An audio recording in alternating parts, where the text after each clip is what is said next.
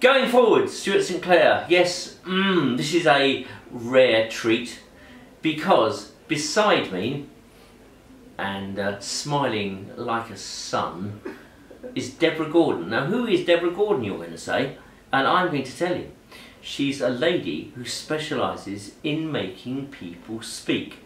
Yeah, speak in public, speaking in front of an audience. Speak to encourage, inform, engage, and generally make happy people. Deborah, welcome to Going Forward.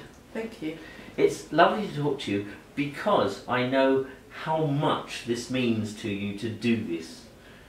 I know you said earlier that you felt that a lot of speaking engagements are given to men as opposed to women. And I think you're trying to right that balance, aren't you? That's correct. I mean, there's so many opportunities all across the world, so it's important to have that balance in perspective, plus giving people opportunities. And this is a relatively new venture for you, isn't it? It is. I had a soft launch in April. Yep. So I've been doing the infrastructure, doing a lot of research, getting myself organised so that when people approach me for my services, I'm very clear about what I'm able to offer, because I don't want to give people false hopes, and I want them to have a positive overview of myself and in terms of my business. Now, your agency, I believe, has your name, isn't it? Deborah Gordon. Yes, the Deborah Gordon Agency. There you go. Yeah. So that's also a bit of pride there, because obviously it's your name. And you specialise in finding people, is it business in speaking or just general speaking at any event that they're doing, you can find opportunities for people to do that? What I do is offer a free consultation with anybody who's interested in utilising my services, and I'd find out a bit about them, their background, what their subject speaking matter is, and the type of events that they'd like to speak at, whether it would be conferences, exhibitions, seminars, personal development days, and try and ascertain the country that they'd like to speak at, because I'm looking at an international platform. Yeah. And once we're clear about what they want and what I can do, I will draw up a contract and then begin to source the relevant appropriate events based on their subject. Wonderful. How wonderful. I know you do quite a bit of speaking yourself, don't you, at events, to encourage people to come out and speak to you? Yeah, that's correct. By my background, I'm a qualified teacher, and I've been in the world of learning, developing people, coaching, all the people-related activity.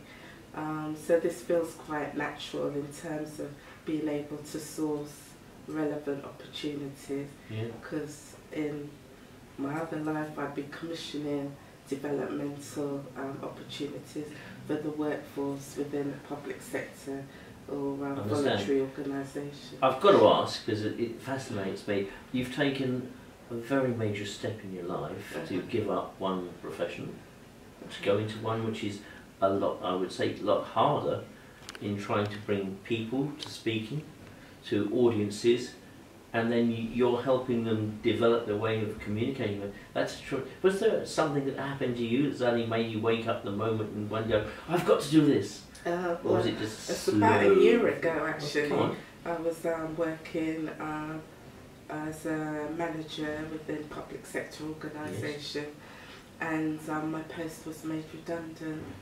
And when I was made redundant, I thought, well, do I want to go and be employed again? Do I want to look at a different type of sector? Do I want to do something for myself? And I thought this time out, because I was made redundant 10 years ago, and I walked out of one organisation straight into another.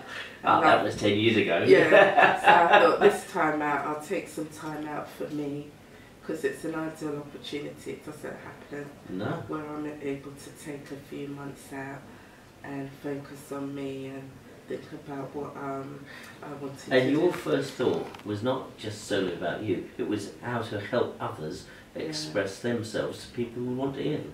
But what I did initially was engage a business coach, and during that process of throwing around ideas, looking at gaps in the market, I thought this was quite a niche thing, because there isn't anybody that I could see doing the type of service that I'm offering to individuals.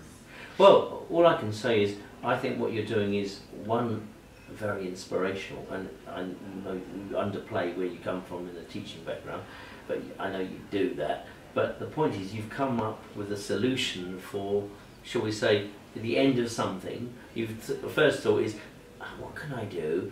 I can help people, and look how you are helping people go forward and understand that I can reach an audience in China.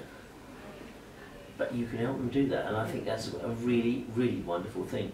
And I'd like to say to you, Deborah, that anything we can do here on going forward, please give people your website so they can find it, and if contacting you is what they want to do, I'll be happy to do anything to help make that happen.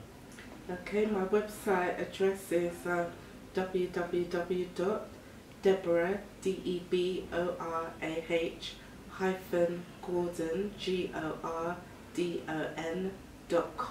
Don't forget the hyphen. Yeah, or you could just Google the Deborah Gordon Agency, and I'm the first person that comes up, luckily.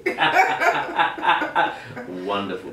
Well, I have to say thank you very much for coming on the show. Thank you. I'm hoping that people will listen and see you and think, I'd like to do that. And if you seriously want to do it, contact Deborah. She's ever so good at her job.